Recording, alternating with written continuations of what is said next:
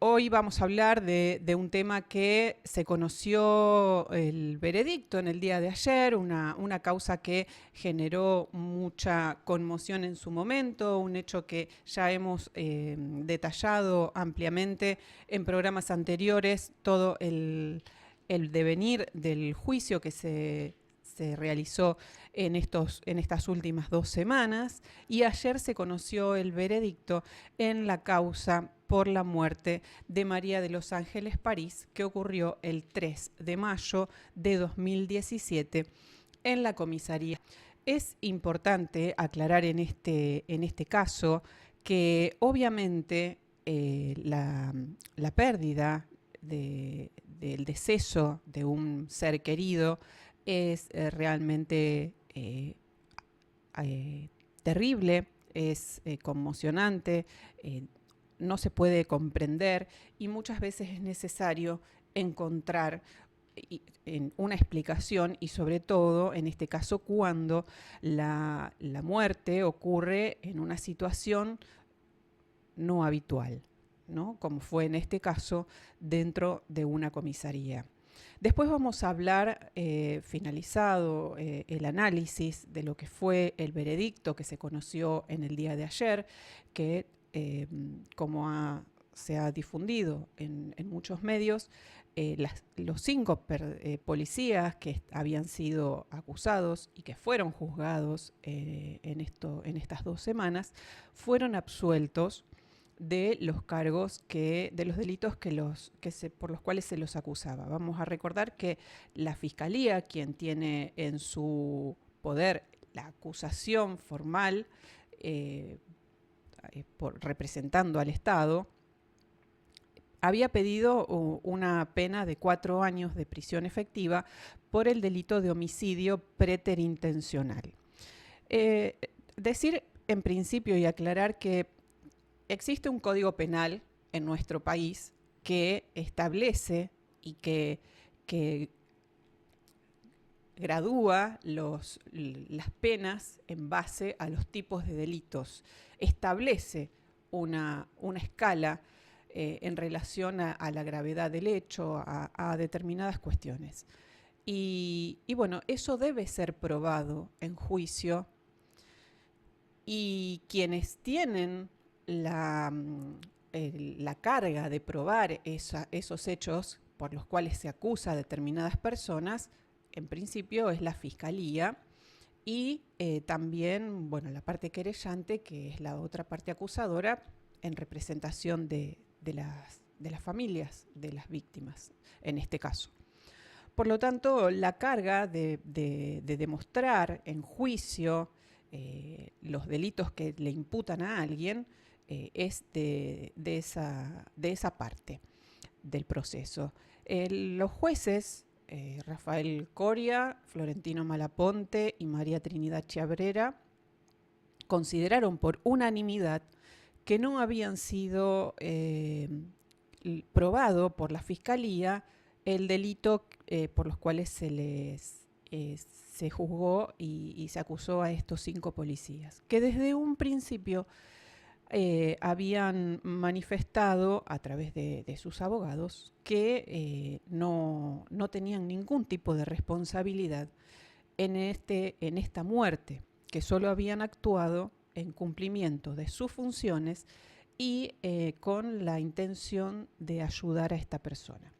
Bueno, para desmenuzar qué ocurrió, porque en su momento fue un caso que generó mucha conmoción y que hasta se acusó en un primer momento de torturas a los policías. Bueno, eso directamente fue descartado por la justicia, por quien evaluó en su momento el caso, y bueno, descartaron todo lo que era tortura, y se llegó a una calificación legal de homicidio preterintencional por parte de la Fiscalía, intentando responsabilizar las acciones que tomaron los policías en el momento de los hechos, en el momento en que María de los Ángeles París estuvo en la comisaría, para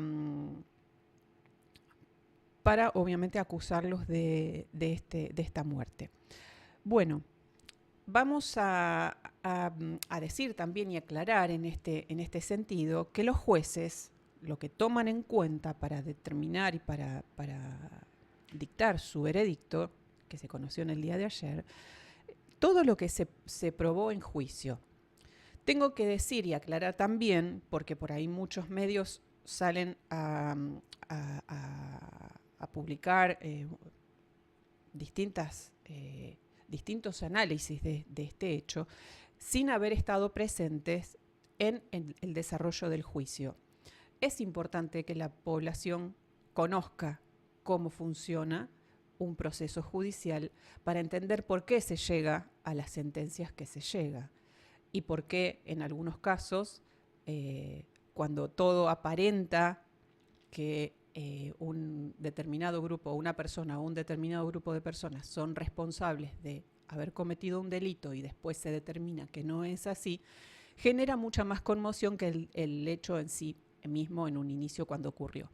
Entonces, lo que deben tener en cuenta, como decía, los jueces para definir y dictar su sentencia es lo que se llama la etapa probatoria, la producción de prueba dentro del juicio oral y público, que es el que se desarrolló entre el 17 de noviembre y el 5 de diciembre, que fue ayer que se dictó sentencia.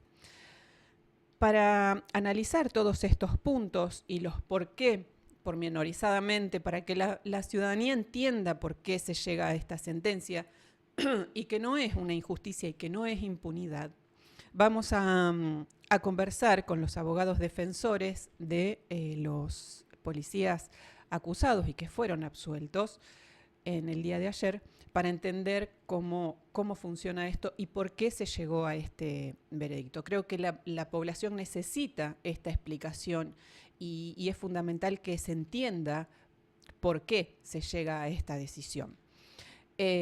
Vamos a hablar, como decía, con los abogados defensores de los policías, el doctor Ignacio Carbone y Ángelo Rossini, que ya están ambos en línea. Buenos días. Perdón. Buenos días, ¿cómo te va? Buen día, ¿qué tal? ¿Cómo están? Muchas gracias por esta comunicación. Hola, buenos días, ¿cómo están? ¿Qué tal? Muy bien. Bueno, no sé si pudieron escuchar algo de la introducción que yo hacía. Sí, yo por lo menos la pude escuchar entera. Me pareció muy clara e ilustrativa. Bueno, entonces, como decía, es importante, ¿no?, aclararle a la población por qué se llegó a esta sentencia absolutoria para los 5 policías, que para decir también estuvieron 8 años, más de 8 años, apuntados como asesinos y torturadores. Acá no es una cuestión de defender a nadie, sino demostrar la realidad, cómo ocurrieron los hechos y explicarle a la población por qué se llega a esta sentencia. Obviamente que el dolor de la pérdida de un ser querido es incuestionable, es terrible y demás, pero no siempre existe un culpable en la muerte de una persona. Es cierto también que cuando existe una muerte violenta o una muerte en circunstancias a veces poco claras, la familia necesita una respuesta y necesita muchas veces encontrar un culpable. Pero bueno, hay casos en los que sí existen y hay casos en los que no, y son otros los factores que influyeron para provocar esa muerte. Eso es lo que quisiera que por ahí comencemos. Y bueno, ustedes lo que consideren para empezar a explicar este caso. Bueno, ¿querés arrancar, Nacho? Bueno, gracias por darme la prioridad. Simplemente entiendo que ayer dieron unos fundamentos bastante amplios los magistrados y dieron una razón del fallo absolutorio.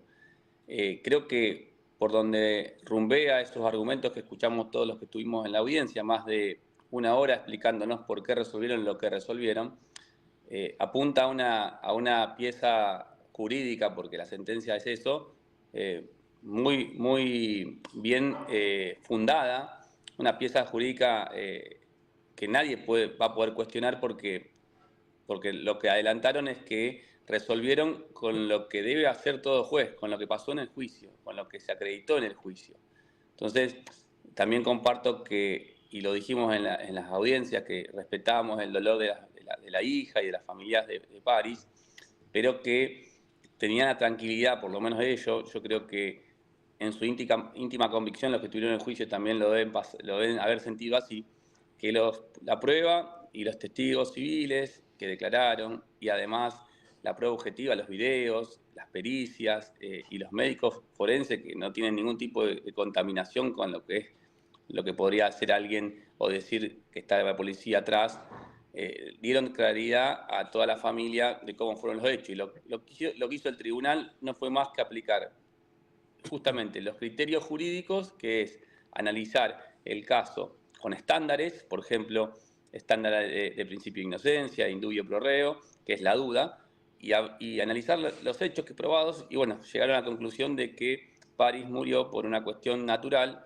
por un paro cardiorrespiratorio. Y eso es lo que, no es lo que dijo el tribunal, es lo que se probó en el juicio.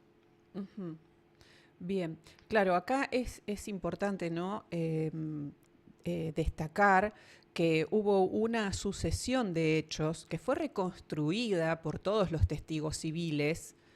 Esto es importante remarcar siempre, no se hace en todos los casos, ¿no? Pero remarcar que son testigos civiles que observaron absolutamente todo lo que hicieron los policías desde el momento en que llega Paris a la comisaría e incluso dentro de la comisaría también, porque hubo una testigo que ingresa junto con los policías y María de los Ángeles a la comisaría al momento que es esposada e ingresada a ese cuartito donde finalmente fallece. Sí, es que eso que vos acabás de comentar es lo que hace que esta causa haya sido, creo yo, hasta sencillo de resolver y llegar al resultado que se llegó de la absolución. A mí me parece perfecto que se haya empezado a investigar porque al fin y al cabo estábamos hablando de una persona que entra en una comisaría y fallece dentro de la comisaría. Si hubiese existido un hecho, un homicidio dentro de la comisaría, hubiese sido un hecho gravísimo. Entonces está perfecto que se investigue. Pero había una gran ventaja que en general cuando hay una muerte en custodia no aparece, que es lo que vos acabás de decir. Había testigos absolutamente de todo. Testigos civiles que vieron todo lo que los policías hicieron. Normalmente cuando uno analiza los casos de muertes en custodia, no hay testigos, porque son cuestiones que pasan dentro de las comisarías a puertas cerradas. Exacto. Aquí fue al revés. Ujú. Hasta incluso una mujer, una testigo civil, entró a la comisaría ayudando a entrar a la señora Paris. Sí. Entonces, esto, como lo dijo el doctor Carbón en el alegato, esto le dio mucha transparencia a todo el accionar policial. Todo lo que ellos hicieron fue controlado por los testigos civiles que estaban en el lugar. Y que obviamente, ante una situación que les parecía extraña, por el delirio que estaba teniendo la señora Paris, prestaban atención y miraban como hubiese hecho casi cualquier persona. Creo que está perfecto que se investigue. Uno entiende el dolor de la víctima y vos lo dijiste en la introducción. En ese dolor muchas veces uno puede entender que se quiere buscar un culpable, pero acá no hubo ningún delito, no hubo ningún culpable. Esto bien entendido es un cierre y que también puede funcionar como un cierre para la víctima si quiere realmente entender lo que sucede, ¿no? Ujú. Bien, bueno, ahora vamos a las pruebas concretas. Decíamos los testimonios de las personas que observaron y hasta participaron de todo lo que fue el derrotero. Pero bueno, ¿qué pasó? Porque bueno, es importante aclarar también a quienes no estuvieron en las audiencias y que por ahí ven los distintos medios de comunicación que publican información que no conocen porque no estuvieron en las audiencias. ¿Cómo fue todo el derrotero de María de los Ángeles ese día, ¿no? Para comprender cómo fue que se llega a esa situación. Mira, sacaste dos temas muy importantes. Primero, los periodistas que publican y que instalan temas sin tener conocimiento ni siquiera somero de lo que están publicando. Por ejemplo, medios que instalan temas, en este caso en particular, ni hablar de estos 8 años, pero en particular de ayer, que sin ni siquiera haber participado en el juicio como oyente, sin siquiera haber escuchado los fundamentos categóricos y concretos que da el tribunal, transmiten a la sociedad información como de impunidad, como de que acá hubo algo raro, cuando la realidad es totalmente opuesta. Entonces, eso es de destacar porque creo que ningún periodista debe hacer, por lo menos, esa confusión justamente a la sociedad. Más allá de ello, nosotros siempre sabemos que tenemos por lo menos yo utilizo siempre un argumento que los de afuera son de palo, tanto los jueces, fiscales, abogados, testigos, imputados.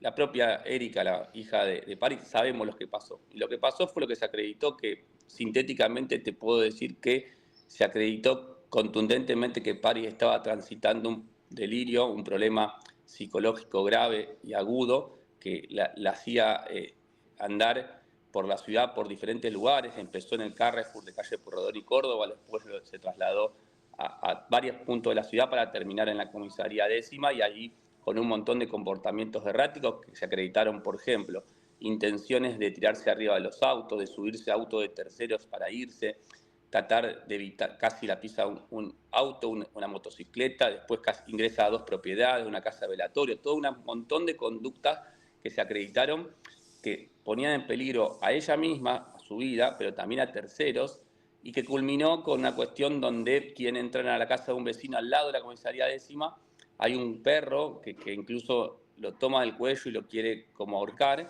y eso es cuando determina al personal policial ya la intervención, porque había sido intervención pacífica, primero por vasos de agua, después por contención verbal, después con intenciones de llevarla a la casa, hasta que llegó a este punto cúlmine que ya era insostenible la situación y hizo lo que el tribunal dijo ayer. La personal policial tenía el deber de actuar en ese momento porque ya la situación, que fue más o menos un derrotero de 25 minutos con estos comportamientos en peligro de su propia vida y de tercero, intervenir, y cuando hace esa intervención en cumplimiento de su deber es cuando se genera la máxima violencia en Paris, que no es por una cuestión de ella, sino producto de su cuadro psicológico que llevaba, ¿no? Y la resistencia violenta de Paris hace que la fuerza tenga que ser proporcional, pero también adecuada a esa resistencia. Dijeron los médicos, lo dijo la doctora Cadierno, médica legista y directora del Instituto de Médico de Rosario, que esos cuadros psicológicos tienen una fuerza sobrehumana, con lo cual los testigos vecinos que vieron esa contención final determinaron justamente que la necesidad de la fuerza fue proporcional porque 3 o 4 personas, incluso un civil, la retuvieron y le ingresaron a la comisaría. Eso quedó todo acreditado por testigos civiles, pero también por la cámara fílmica de la comisaría, que ve ingresar o que muestra ingresar a Paris en forma caminando y tomada de ambos brazos por un personal masculino y femenino. No sé si querés ir vos, Ángelo, con lo que terminó. Bueno, dale. Después de todo lo que comentaba Nacho, ingresa a Paris a la comisaría. Hay una necesidad de esposarla porque la fuerza que estaba teniendo, que como decía Nacho era una fuerza sobrehumana, generaba también que al resistirse Paris haya lesionado a los policías. 2 de los policías que actuaron concretamente, los que fueron acusados del homicidio preterintencional, sufrieron lesiones. Entonces, todo esto hay que minimizarlo, usando la fuerza mínima indispensable, pero hay que neutralizarlo de alguna forma. Lo que hicieron fue esposarla y en el medio de todo esto acá llamaron varias veces al servicio de emergencias, al CIES. Y este también es un punto que la sentencia, o por lo menos que los jueces destacaron en el día de ayer. Sí, sí. El servicio de emergencias, el CIES, subvaloró la emergencia. ¿Qué quiere decir? El CIES funciona con 3 protocolos, un código verde, amarillo y rojo, dependiendo de lo que el operador entiende que amerita la urgencia. Algo que yo no conocí y que me enteré en el juicio y que me parece realmente bastante grave es que los operadores del CIE son estudiantes de medicina. Sí. Es decir, quien recibe la llamada y decide qué código aplicar o qué protocolo aplicar es un estudiante, ni siquiera es un médico. Claramente, en este caso, el estudiante que recibió la llamada se equivoca, le aplica un código verde a una situación que era una emergencia médica y así lo dijeron todos los peritos. Todos los médicos forenses que declararon el juicio definieron la situación como una emergencia médica. Sí. Entonces, los policías hicieron todo lo que estaba a su alcance y eso también es necesario decirlo. Absolutamente todo lo que pudieron hacer lo hicieron, no les faltó hacer nada. Hay cosas que son ajenas a ellos. Por ejemplo, si el CIES le aplica un código verde, un código amarillo, un código rojo, la última llamada que le aplican un código rojo, la ambulancia tarda 5 minutos en llegar. Sí, Si la primera llamada hubiese tardado, le hubiesen aplicado este código, hubiese tardado estos 5 minutos en llegar, hubiesen llegado a los 4 minutos de que Paris es ingresada a la comisaría. exacto. Entonces, no sabemos si hubiese cambiado el resultado o no, porque los mismos médicos forenses dicen que este es un cuadro muy particular, donde no, aún de intervención médica rápida quizás no cambie el resultado. Exacto. Pero realmente es un punto a tener en cuenta cuando Es, decimos que hicieron todo lo posible. sí, sí, sí, y eso inclusive la testigo, que fue la que había recibido el llamado en su momento, que hoy ya es médica, ¿no? Lo que fue lo que declaró en juicio. Hubo una contradicción allí porque también dijo que si en los casos donde se llama desde comisaría, generalmente se aplica un código amarillo y lo catalogó ella en su momento como verde. Por lo tanto, bueno, allí también hubo un error que es también para destacar, ¿no? Por otro lado, también, bueno, vamos a las pericias concretas de lo que tiene que ver con las autopsias, que son determinantes. Específicamente me refiero al estudio que se hizo, que destacaron por primera vez en Argentina y hasta dijeron hasta por única vez que se ha hecho, de la cuña de la muestra encefálica de la víctima de María de los Ángeles París, para determinar qué fue lo que desató este cuadro de delirio agitado que ella estaba cursando. Bien, en cuanto a las pericias, el doctor Kuberlik, que es el médico que hace la primera autopsia, hace una autopsia realmente muy completa y el tribunal lo destaca esto y me parece importante que se destaque porque durante 8 años no solamente se perjudicó a los imputados y se desprestigió a los imputados, sino también, entre otras personas, a los médicos y al doctor Kuberlik. Eh, Hace una autopsia muy completa y es tan completa la autopsia que, como vos bien decís, toma una muestra de una cuña de la materia encefálica para mandar a analizar y es la primera vez que se hace en Argentina. Y gracias a eso es que se puede saber algo que al ojo desnudo se veía como una crisis de nervios, se puede entender mucho mejor que algo estaba pasando a la señora París por algo que se llama un síndrome hiperadrenérgico, que palabras más, palabras menos en términos médicos genera una descomposición total a nivel sistémico del organismo, donde el principal órgano que falla es el corazón, y lo que genera es una mayor cantidad de adrenalina, hay un desfasaje entre la adrenalina y la noradrenalina que terminan en una falla cardíaca, que es lo que termina falleciendo o matando a la señora Paris. No sé, Nacho, si querés continuar.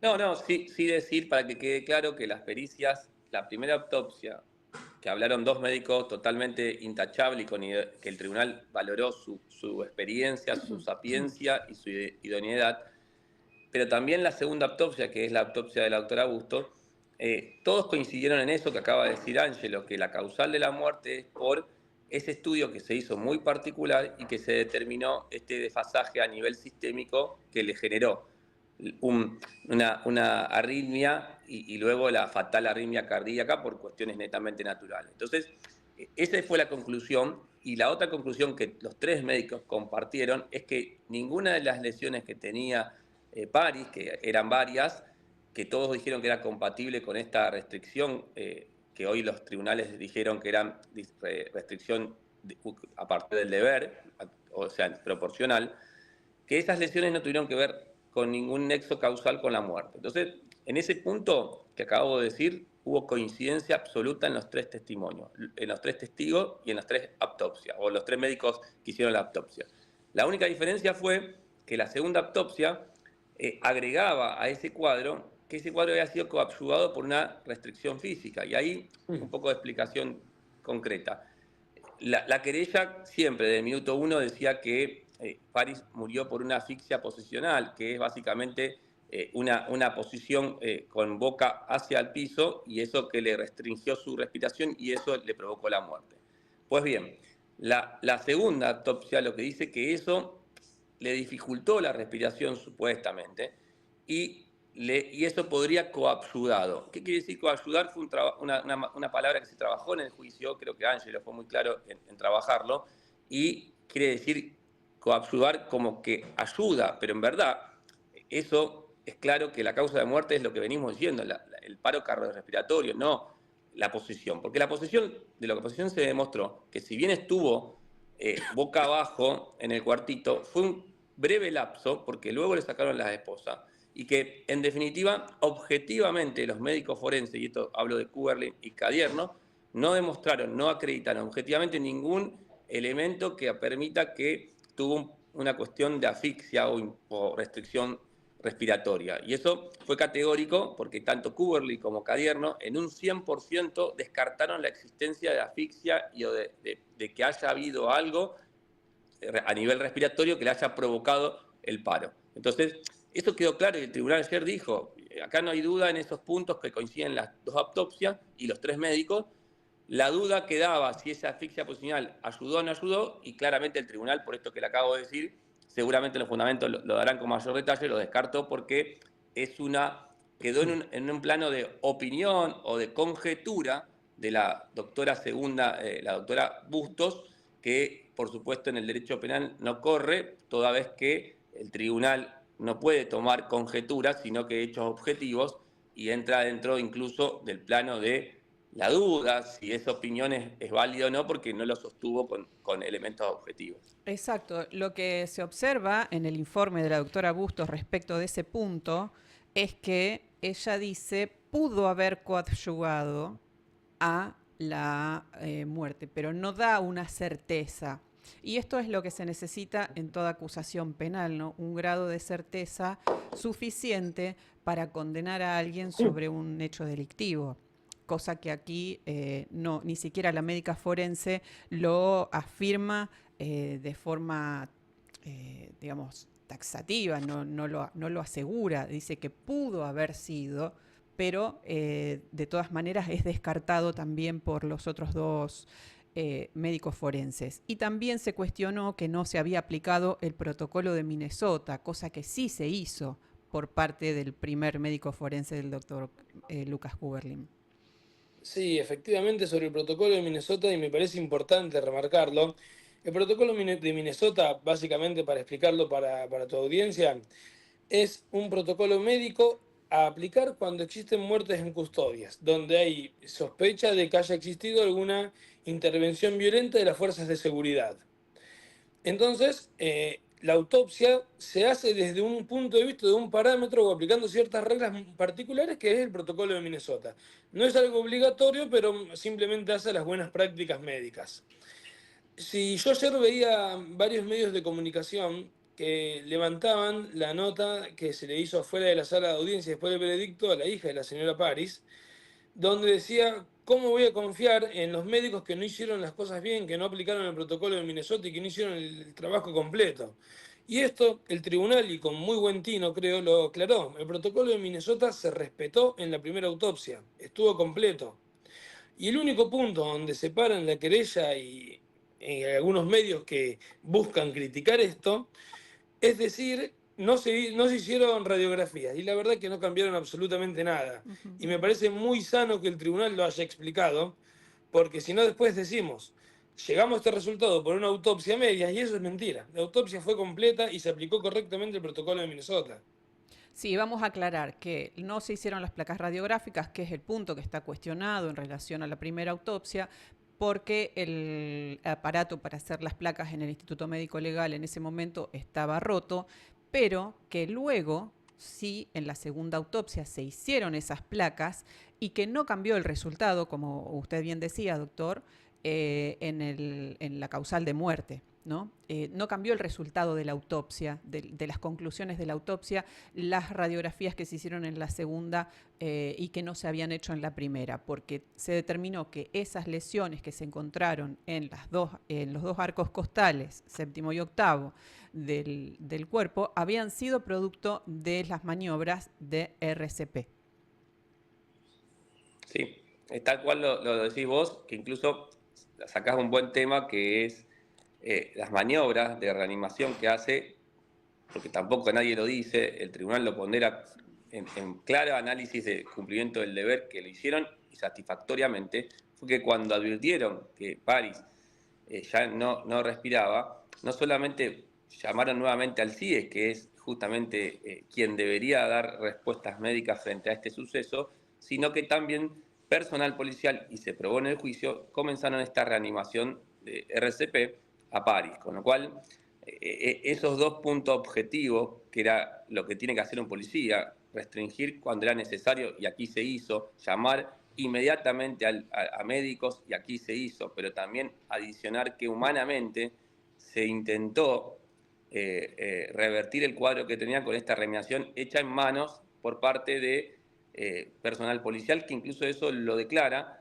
el propio médico del CIES cuando llega al lugar y dice, había una persona que no nos ha informado que estaba haciendo reanimación a París. Con lo cual, estos datos, que son objetivos, contrarrestan con todo lo que, y esto es un poco lo que el espíritu del fallo, es decir, acá vinieron a traer un caso de una mala práctica policial, incluso hablaron de torturas y hablaron de homicidio, y trajeron un caso, y lo que devolvió el juicio fue que el personal policial no solamente hizo lo que tenía que hacer en cumplimiento de su deber, sino que lo hizo satisfactoriamente y lo que humanamente se le puede reprochar ya no a un policía, sino a un ser humano, que es frente a un cuadro llamar a la policía, que son los que a los médicos, y cuando la situación y los médicos no llegaban, empezar a hacer ese RCP que hablaste vos como lanzadora. Entonces, lo que encontraron lejos de tortura, lejos de clandestinidad, lejos de homicidio, fue un personal policial humanamente aceptable, con estándares, incluso lo dijo, respetando el organigrama y los protocolos policiales que le obligan al personal policial a actuar,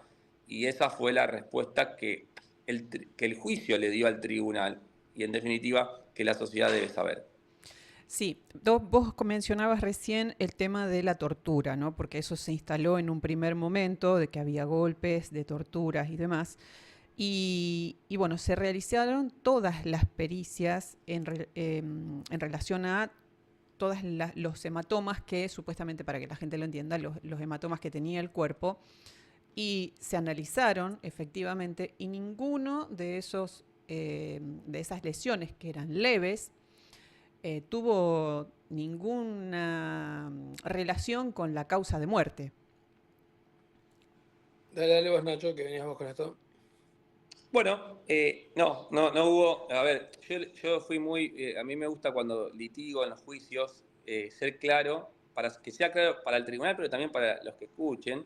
Y yo le dije al primer médico y a la segunda médica Bustos, a las dos que hicieron la autopsia, le pregunté si había lesiones que ellos advirtieron compatibles con esto de torturas que venís diciendo, y los dos respondieron negativamente. ¿Qué quiere decir? Me acuerdo el gesto de Kubernetes, que se horrorizó cuando yo le pregunté si él había advertido alguna lesión compatible con esto de tortura. De hecho, Bustos también lo descartó, y en ese punto, los hematomas que vos decís que tenía el cuerpo, porque sí tenía hematomas en la parte de la muñeca, en la parte de las piernas, en varias partes del cuerpo, los médicos y Bustos, que es la que termina, digo Bustos porque la segunda autopsia es la que supuestamente habla de la restricción física, también dice que esos mecanismos son compatibles con este derrotero previo que traía París, donde se caía, donde se resistía, donde ella agredía también, pero que en definitiva ambos médicos dijeron, y esto también incluso fue Ángelo que le preguntó, y yo también, qué entidad le daban a esas lesiones. Por supuesto respondieron leves, y si esas lesiones que ellos constataron tenían que ver con este resultado muerto, lo rechazaron categóricamente. Con lo cual, ahí terminó, con esa transparencia terminó la suerte del juicio, porque no nos olvidemos que fuimos a un juicio por un homicidio. Está bien, un homicidio preterintencional a cargo de dos personas del juicio, pero fuimos a un juicio y nos encontramos con toda esta prueba que absolutamente lo descartó. Por eso digo que la pieza y la sentencia jurídica es impecable. Para explicarle porque muchas veces, por ahí uno lee, ¿no?, en distintos lugares, redes y demás, la pena baja que se pedía por el homicidio en una comisaría algo tan grave que ocurrió, cómo se pedía una pena tan baja. Hay que recordar que quienes solicitan la pena y califican el hecho son los fiscales, en este caso la Fiscalía, y fue por esa calificación legal, si se quiere, baja, comparado con supuestamente la gravedad de lo que se había planteado en un inicio, una muerte en una comisaría bajo tortura. Para que la gente entienda qué es el homicidio preterintencional y qué se necesita para probar ese homicidio preterintencional. Bueno, me parece muy acertado traer el punto, porque es cierto, me acuerdo antes de entrar al veredicto que una periodista fuera y me dice, ¿por qué una pena tan baja? Lo que se estaba pidiendo. El homicidio preterintencional, ¿qué significa, para explicarlo en fácil? Que no quisieron, vamos a suponer que acá, sacamos un segundo de este caso, ¿no? Sí. Vamos a dar un ejemplo muy fácil de homicidio preterintencional. Dos personas se pelean en la calle, uno le pega una piña a otra y esa persona cae al piso. Y cuando cae al piso golpea la cabeza con el cordón y fallece. Exacto. Eso es un homicidio preterintencional. ¿Por qué? Porque la primera persona no quiere matar a la segunda, quiere pegarle una piña, que es un golpe que no lo debería matar. Uh-huh. Pero por una circunstancia distinta o ajena, o incluso azarosa, Uh-huh. la segunda persona termina falleciendo. Eso es el homicidio preterintencional, para explicarlo fácilmente. Es, la primera persona tiene intención de causar una lesión o un daño, pero no tiene intención de que la persona muera, no quería que la persona muera. Entonces, no se puede equiparar al homicidio donde hay una intención de que la persona efectivamente muera. Doy un ejemplo sacándolo del caso concreto, porque la verdad que me parece que Sí. no es lindo y no corresponde, siendo que fueron absueltos, hablar del homicidio preterintencional y tomar este caso como ejemplo. Sí, sí. Por eso doy un ejemplo fácil de entender. Exacto. Quiero causar una lesión, pero no quiero que mueran. Y en la diferencia de la intención es donde está la diferencia de la pena. No es que el delito es bajo o es alto, simplemente es el que la fiscalía creyó que correspondía y el tribunal terminó entendiendo que no había ningún delito, ni uno ni otro. Uh-huh. Claro, porque lo que declaran los testigos civiles, volvemos a ese punto, es que la intención de los policías en todo momento, las acciones que llevaron adelante, fue para ayudar, para contener, para tratar de sacarla de esa situación de peligro, incluso que estaba París al momento de, bueno, este derrotero, ¿no? De entrar y salir de la comisaría, caminar entre los autos, tratar de entrar a distintos domicilios y demás. Sí, sí, sí. Es así como decía, y agregando lo de la pena, por supuesto, los límites de la pena es el delito, el preterintencional, que fuimos a juicio y no se probó, no da una pauta de pena alta por la ley, por el Código Penal que prevé la pena. Por eso de la pena alta que vos preguntabas y que en general la sociedad por ahí confunde, porque eran penas bajas, era porque era un delito que no es un homicidio común, sino que es un homicidio donde no se quiere el resultado. Entonces, a ese juicio fuimos, pero bueno, como decía Angelo, no había y no se demostró que se ingrese a la puerta de esa figura, porque para ingresar a la figura tiene que haber al menos dos requisitos que aquí no existieron, que es una lesión dolosa, o sea, para explicarlo, es una lesión que le hayan provocado a Pari por intención de dañar, no hubo, los testigos civiles fueron categóricos en eso, pero tampoco esas lesiones, como decíamos antes, tuvieron que ver con el resultado, con lo cual, no teniendo nexo causal y no existiendo lesiones dolosas, no hay figura alguna de este homicidio preterintencional que se acusó. Bien, para ir cerrando ya, lo que se remarcó es que los policías hicieron todo lo que estaba determinado en su cumplimiento del deber respecto de distintas resoluciones y principalmente la ley orgánica de la policía, que establece distintos parámetros para actuar en situaciones cuando se encuentran personas con problemas de salud mental o con problemas de adicciones. Descartamos el caso de adicciones para la señora París y está dentro del marco de lo que es una persona con alguna situación de salud mental. Y actuaron como lo indica la ley orgánica de la policía y distintas resoluciones de distintos ministerios de salud, desarrollo humano, seguridad y demás. Se cuestionó también esto, ¿no? Cómo actúa la policía en estos casos, porque la querella también manifestó este punto, ¿no? Tomaron este caso como una situación de orden en vez de tomarlo como una situación de salud. Sí, yo creo que en realidad la querella, eso fue más un título que otra cosa, porque en realidad, a ver, había una situación que era de una emergencia. Si era de orden o de salud, es incorrecto catalogarlo en uno o en otro, porque la verdad que estaba en los dos aspectos. Había una cuestión de salud de la señora Paris, pero también había una situación de orden o de seguridad, porque la señora Paris generaba un riesgo para sí y para terceros. Entonces, no creo que es casi una trampita la idea de decir lo catalogo de una forma o de otra, porque había aspectos mezclados de los dos supuestos, me parece. Bien. Sí, y lo que decías vos, agrego, de la ley orgánica de la policía, que también fue parte de lo que anticipó el Tribunal de Fundamentos, es que la analizaron de arriba hacia abajo y advirtieron que el personal policial no solamente no la incumplió, sino que la cumplió. ¿Qué quiere decir esto? Que ante situaciones de personas con problemas agudos, en este caso de salud mental, la policía tiene el deber de actuar, y ese deber de actuar está limitado irrazonablemente a la situación con que se encuentra, y el tribunal fue más allá y analizó qué situación tenía enfrente el personal policial para actuar, porque ya no discutido que tenía que actuar. La segunda duda que puede plantearse cualquiera es si actuó bien, ¿no? Y en ese punto el tribunal fue a analizar cuál era el cuadro de París y todo este derrotero que venimos hablando con comportamientos erráticas, y cuál fue la reacción o la contención de la policía. Y bueno, analizó que esa acción legal, que es actuar y en la obligación de actuar, fue proporcional y racional a lo que tenía en sí, para sí, que era el cuadro que traía París y toda esta situación que venía atravesando durante bastante tiempo. Claro, también se planteó el tema de que, bueno, cómo no se dieron cuenta de lo que le pasaba. Bueno, a ver, cualquiera de nosotros, no sé si nos daríamos cuenta de que estaba pasando, porque esto lo sabemos después que se hizo la autopsia, todo lo que ella estaba padeciendo en ese momento. Entonces, también es difícil determinar cuál es el cuadro. Si bien vemos una persona alterada, no sabemos qué es lo que le está pasando en ese momento y cómo podemos actuar. Obviamente, bueno, la policía efectivamente actuó con las herramientas que tenía dentro de su cumplimiento del deber en lo que tenía que hacer respecto de esta situación. Sí, a ver, era un cuadro médicamente, la cuestión médica era muy particular. Para poder entender qué pasó, se tuvo que hacer un estudio que no se había hecho nunca en Argentina, que es el que decíamos antes sobre la materia encefálica. O Claro. sea, entonces, era un cuadro muy particular.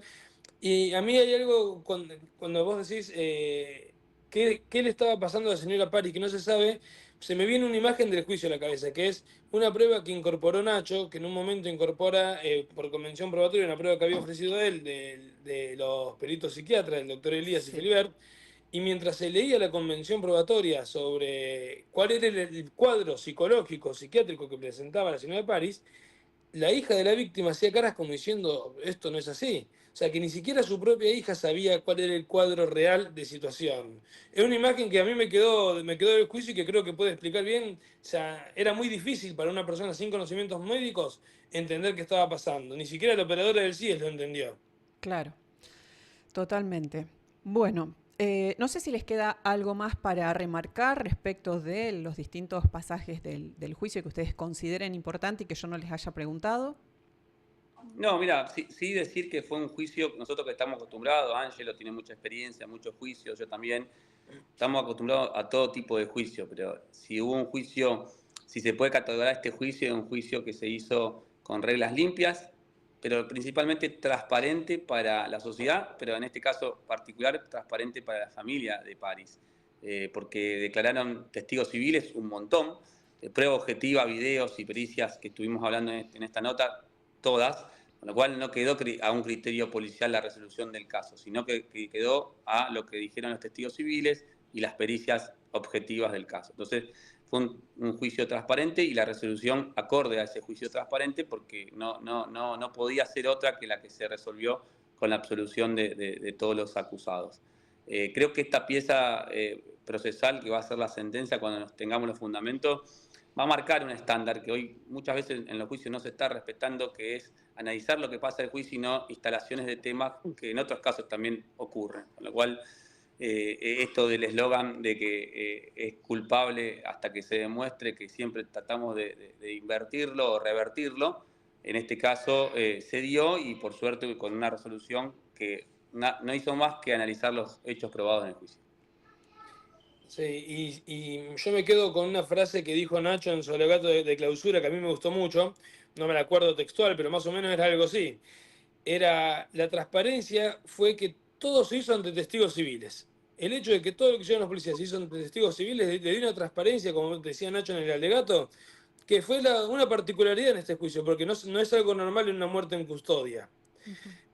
La muerte en custodia normalmente hay que reconstruirla desde otro punto de vista porque nunca hay testigos directos de lo que pasó. Y yo vuelvo al principio, uno puede entender el dolor de la familia.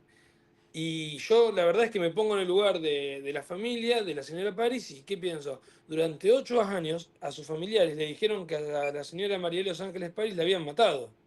Y hoy llegamos a un juicio y no cabe duda que no fue así. Entonces, es un golpe importante, un shock importante de asimilar.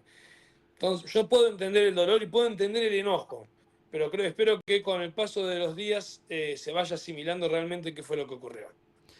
Bien, porque acá caemos siempre cuando intervienen las fuerzas de seguridad, en este caso policías de la provincia de Santa Fe, caemos en el derecho penal de autor, ¿no? Entonces, eso es grave. Y bueno, es importante que acá eso se haya determinado con, como ustedes bien decían, con la prueba objetiva, qué fue lo que ocurrió efectivamente, con testigos que pudieron reconstruir absolutamente todo lo que ocurrió y darle claridad a este caso. Y por otro lado, también remarcar que bueno, que a mí me queda una pregunta después de que obviamente es contrafáctica y no va a haber respuesta, pero sí es algo, una pregunta que creo que es importante hacerla, y es ¿qué hubiese pasado si María de los Ángeles París no hubiese llegado a la comisaría 10ª, se hubiese quedado en la escuela o en el supermercado o dentro de un taxi y hubiese ocurrido la muerte? No tenemos forma de saberlo, como decís, es una pregunta sin Exacto, respuesta es porque una pregunta sin respuesta, pero si hubiese presentado el caso en los medios de la misma forma en que se presentó cuando, bueno, en esta oportunidad, ¿no? Cuando son policías los que están están en la mira de este hecho. Obviamente no tiene respuesta ni no les estoy pidiendo, pero bueno, es un análisis también que se debería hacer la sociedad, ¿no? ¿Qué postura se hubiese tomado desde los medios, desde la sociedad, desde la opinión pública, si esta muerte hubiese ocurrido en otro ámbito? Así que bueno. No hay respuesta, pero sí comparto tu visión. Creemos todo, y es una opinión ya personal, no objetiva, que no hubiese tenido el derrotero mediático que tuvo, creo yo, más allá de que hubiese pasado en cuanto a la situación de salud. Quizás los médicos, Ángelo se lo hizo la pregunta a algunos de los médicos, que hubiese pasado si llegaba antes el CIES y demás, Claro. y la respuesta, obviamente algo contrafáctico, no tiene una respuesta concreta, pero sí mucho, o por lo menos Luca Curling, que con su conocimiento y experiencia dijo que quizá el cuadro era irreversible, o sea, que era irreversible, que era un alto grado de este resultado final, que es el deceso. Sí. Pero, o sea, que en esa hipótesis que estamos planteando contrafáctica podría haber ocurrido en cualquier otro lugar, en el taxi, en Carrefour, en la escuela, en la calle, donde fuese. Y sí, en mi opinión personal te lo confirmo, que de ocurrido eso, que no ocurrió así, no hubiese tenido la trascendencia mediática que tuvo, y ni siquiera tampoco la trascendencia judicial de ese caso si hubiese ocurrido de otra forma. sí, yo estoy totalmente de acuerdo con Nacho. La verdad que los policías que estuvieron esa noche en la comisaría 10ª tuvieron mala suerte. Porque una vez que París fallece dentro de la comisaría, era necesaria la investigación, porque tampoco Claro, se puede dejar sin investigar un hecho que, de ser cierto, es un hecho de gravedad extrema. por supuesto. Entonces, la investigación era necesaria, pero tuvieron mala suerte porque a raíz de que París termina en esa comisaría y no en otra o en algún otro lugar, estuvieron 8 años con una causa penal, tuvieron que contratar abogados, pagar honorarios, sufrir lo que sufre cualquier persona a quien se le pide una pena de prisión efectiva, un desprestigio, y es injusto, pero es un resultado que tuvieron que pasarlo. Bueno, les agradezco muchísimo por esta comunicación con Se Presume Culpable. Muchas gracias a vos Bueno, por el contacto. gracias por la invitación. Bueno, hasta otro momento. Chao, Otro hasta momento, luego. saludos. Adiós. Bueno, pasaban los abogados defensores de los policías absueltos en el caso de María de los Ángeles París, Ignacio Carbone y Angelo Rossini, que estuvieron a cargo de la defensa de tres acusados. Los otros dos tuvieron una defensa pública. Y también una de las mujeres que había sido también acusada, finalmente los fiscales y la fiscalía y la querella desistió de la acusación, por lo tanto quedó también sobreseída. Y bueno, otra vez tenemos que analizar lamentablemente el papel de los medios de comunicación que, sin conocer el caso, sin haber asistido a ninguna audiencia, como si lo hicimos nosotros, para conocer de primera mano, para escuchar a los testigos, para ver los informes periciales, toda la prueba científica y todo lo que ocurrió en el juicio, podemos dar cuenta de que esto es como lo relataron los abogados, y que el análisis que hizo el tribunal para llegar a la absolución tiene que ver con toda esta prueba científica que se produjo en las distintas jornadas de juicio.